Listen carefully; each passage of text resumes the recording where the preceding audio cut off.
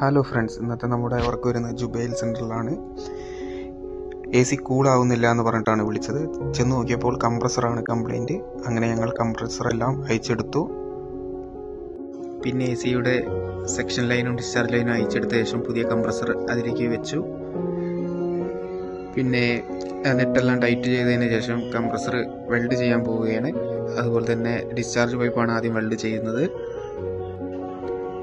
അത് നന്നായി വെൽഡ് ചെയ്തു. പിന്നെ അത് കഴിഞ്ഞതിന് ശേഷം സെക്ഷൻ പൈപ്പാണ് പിന്നീട് വെൽഡ് ചെയ്തത്.